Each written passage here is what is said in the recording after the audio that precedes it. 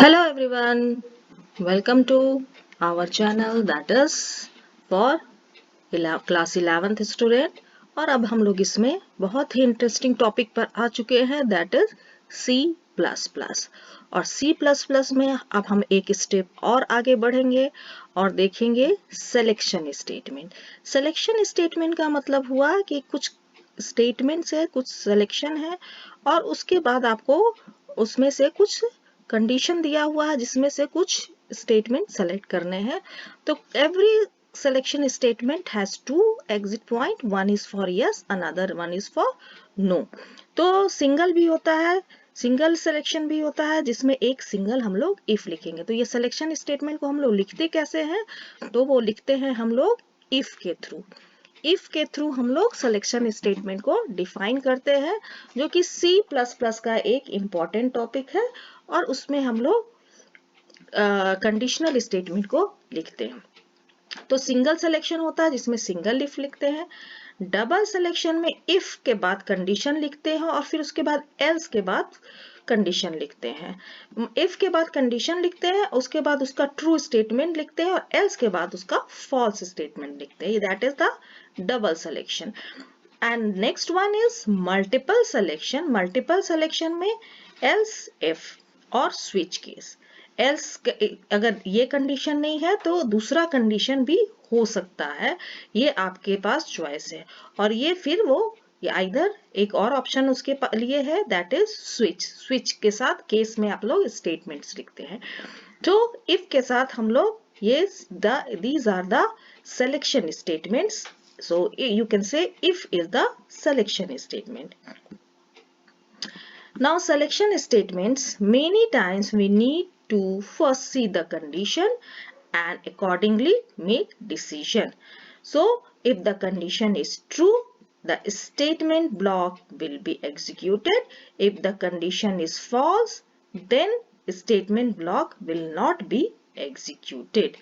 So flow control or if else statement are used when we take the decisions depending upon the certain condition. तो there are 4 types of if else statement। एक में सिर्फ if है, if statement जिसमें हम लोग condition लिखेंगे और कंडीशन अगर ट्रू हुआ तो सिर्फ ट्रू स्टेटमेंट, फॉल्स होगा। सेकेंड वन है इफ एल्स। इफ कंडीशन देंगे और एल्स में उसका फॉल्स पार्ट जाएगा। और ये है if else ladder. If else करके इसका कंडीशन लिखेंगे और लास्ट वन इज है nested if else. Now what is statements? Statements are the instruction given to the computer to perform any kind of action. Statement क्या है? वो instruction है जो आपको दिया जाता है, perform कुछ action है उसको perform करना है।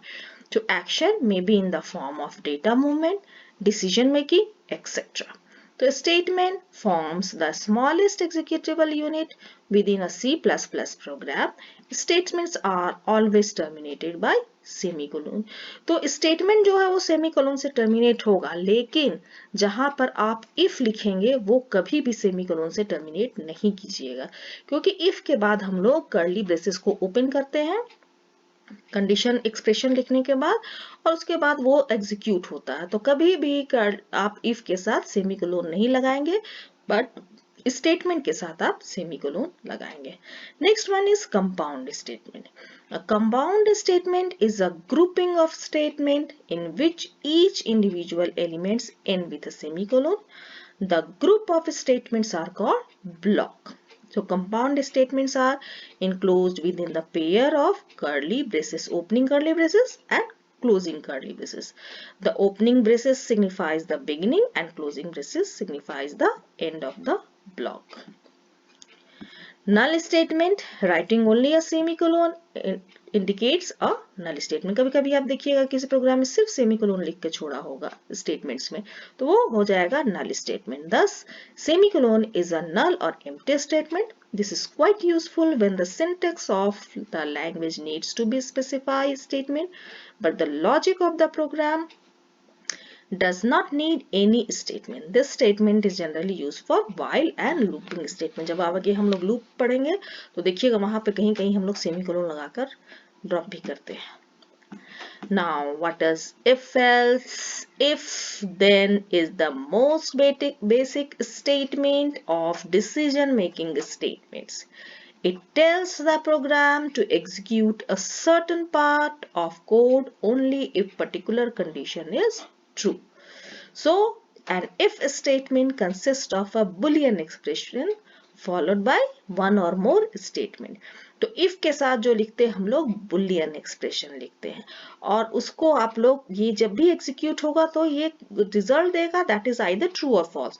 हालांकि हम लोग true और false नहीं लिख के उसके अंदर हम लोग condition लिखते हैं जो कि वो execute करता है कि first को समझता है कि that is the true, तो उसको जो स्टेटमेंट लिखा होगा उसको एग्जीक्यूट करेगा और एल्स लिखे हैं तो उसमें जो फॉल्स होगा उसको एग्जीक्यूट करेगा. So if the Boolean expression evaluates to true, then the block of code inside the if statement will be executed. The Boolean expression evaluates to false, then the first set of code after the end of the statement will be executed. So this is the syntax. If parenthesis ये इस वाले bracket में आप लिखेंगे Boolean expression और curly braces के अंदर लिखेंगे स्टेटमेंट जो कि टर्मिनेट होगा सेमीकोलन से.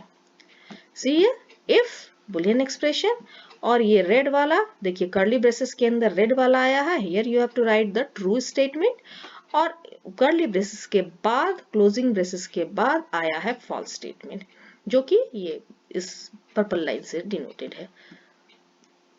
सो बुलियन एक्सप्रेशन क्या है, वो आपका कंडीशन है, यहां पर आप कंडीशन लिखेंगे. अब what is condition? Condition are the expression that evaluates to the boolean value a true or false value. True and false are C++ keywords representing the two possible values of a Boolean expression or a variable. So simple condition involves two operands, each of which can be variable or literal value and the operator typically a comparison operator. So क्या क्या operators use करते हैं देखिए. Double जब आप if लिखते हैं if के अंदर जो ब्रैकेट है इफ के बगल में उसमें आप कंडीशन के साथ क्या क्या लिख सकते हैं. Double equal to true if and only if left operand is equal to the right operand. Not equal to true if and only if left operand is not equal to right operand. Greater than true if and only if left operand is greater than the right operand. Less than true if and only if left operand is less than the right operand. Greater than equal to true if and only if left operand is greater than or equal to then right operand, and less than equal to true if and only if left operand is less than or equal to the right operand. देखिए यहाँ पर कभी आपको दिया जाएगा क्या ऐसा condition आ जाए कि a is greater than equal to 10 तो आपको a greater than equal to 10 लिखना पड़ेगा. Never use equal to sign before greater than. कभी भी आप इक्वल टू ग्रेटर देन या इक्वल टू लेस देन ऐसा नहीं लिखेंगे या इक्वल टू नॉट ऐसा नहीं लिखेंगे. जब भी लिखेंगे exclamation sign not equal to, greater than equal to और less than. Equal to sign हमेशा बाद में आना चाहिए. This is the rule. Now examples किस तरह से लिखेंगे. If price is less than equal to 0 ऐसे इस तरह से लिखेंगे कर्ली ब्रेसेस के अंदर. If price is greater then average price, if age is less than 18, if age is greater than equal to 65. इस तरह से आप कंडीशन लिखेंगे. Now what is composite condition? Very often when we encounter situations where the condition cannot be expressed as simple condition from the previous section just by comparing two values. So कभी कभी ऐसा होता है कि जब हम लोग कंपेयर कर रहे हैं और ऐसा सिचुएशन आ गया है जहां पर एक्सप्रेस नहीं कर पा रहे हैं. For example such situation is testing if a number is within a given range of a value. For instance instance testing if a number is between 0 and 10. So this example involved testing two conditions and verifying if the two conditions are simultaneously met. In other words, we want to test if the number is greater than or equal to 0 and less than equal to 10. So that time we use AND operator, logical operator वहां पर लगाएंगे हम लोग। जब दो condition हो जाएगा वहां पर हम लोग दो कंडीशन के साथ यहाँ पर हम लोग लॉजिकल ऑपरेटर्स एंड और नॉट लगा सकते हैं, that is composite condition. So we use logical operator to combine in this previous example। उस example के लिए हम लोग if number is greater than equal to 0 and number is less than equal to, यहाँ पर गलत लिखा है, number is greater than equal to 0 and number is less than equal to 10, इस तरह से लिखेंगे। So this is an example।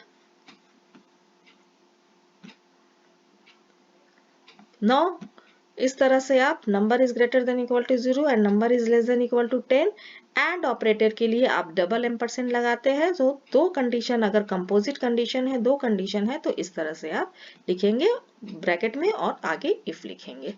Same और ऑपरेटर देखिए, इफ और ऑपरेटर कब यूज होता है, दोनों में से कोई एक सही हो। So same applies the logical operator और विच इन C++ we use pipe symbol, और के लिए हम लोग पाइप सिंबल यूज करते हैं। So if answer double equal to small y और answer double equal to capital Y, इस तरह से आप दोनों में से कोई एक एग्जीक्यूट होगा, that time we can use or operator. See example in working of if statement when the condition is true और वर्किंग of if statement when the test condition is false। तो देखिए इस तरह से test int test equal to 5, if test is less than 10 true है तो यहाँ पर आ जाएगा जो स्टेटमेंट लिखा हुआ है, सम कोड कुछ स्टेटमेंट लिखा होगा उसको एग्जीक्यूट करेगा। और अगर कंडीशन फॉल्स है तो क्या होगा, if test equal to 5 test is greater than 10 5 is greater than 10 false हो गया तो ये जो कर्ली ब्रेसेस है इसमें नहीं जाके कर्ली ब्रेसेस के बाहर आ जाएगा। ये देखिए इस तरह से, ये ट्रू था 5 इज लेस देन 10 ट्रू, तो ये जस्ट कर्ली ब्रेसेस के नीचे जो स्टेटमेंट था ट्रू स्टेटमेंट उसको एग्जीक्यूट करेगा। और ये फॉल्स हो गया 5 इज लेस देन 10, तो ये इसके बाहर वाल आ जाएगा कर्ली ब्रेसेस के और जो स्टेटमेंट होगा उसको एग्जीक्यूट करेगा। See the flow chart of if statement, if condition statement. So condition यहाँ लिखेंगे हम लोग, फ्लो चार्ट में ये डायमंड सिंबल से डिनोट करते हैं इसको। If so every diamond box has two exit point, one is for true another is one for false. If condition is true ये कंडीशन ब्लॉक है, और फॉल्स हो गया तो देखिए कंडीशन ब्लॉक के बाहर। जस्ट इसका एग्जाम्पल आप देखिए यहाँ पर हम लोग दिए हैं कि यहाँ पर अगर ट्रू है तो ट्रू को एग्जीक्यूट करेगा, फॉल्स हो गया तो ब्लॉक के बाहर। सेम चीज यहाँ है, if the condition is evaluated, if the condition is true the condition block will be executed, if the condition is false then ये condition block के बाहर आके terminate करेगा। now the flow chart of if condition यही है। so constructing of the body of if statement is always optional, create the body when we having the multiple statement।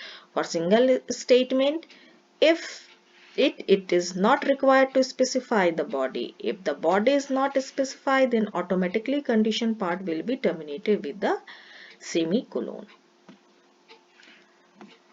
so take an example, ये एक example है, student का marks लेना है, marks अगर greater than 60 है तो पास दिखाना, otherwise it will display fail. So this is the example, if इस तरह से लिखेंगे grade is greater than equal to 60 cout pass. ये है flow chart, grade is greater than 60 print past, else में टर्मिनेट कर जाएगा। See the programming, int number equal to 5 है, if number is greater than 4, अगर 4 है number is greater than 4, is 5 is greater than 4 true, तो इस वाले को number is greater than 4 that statement will be executed. and this one will be not executed. See, the number is greater than 4 और उसके बाद ये वाला last वाला स्टेटमेंट ये टर्मिनेट हो जाएगा और गिवन नंबर इज 5 दिखा देगा. That will be the output. That's all from today video. Thank you. Bye bye.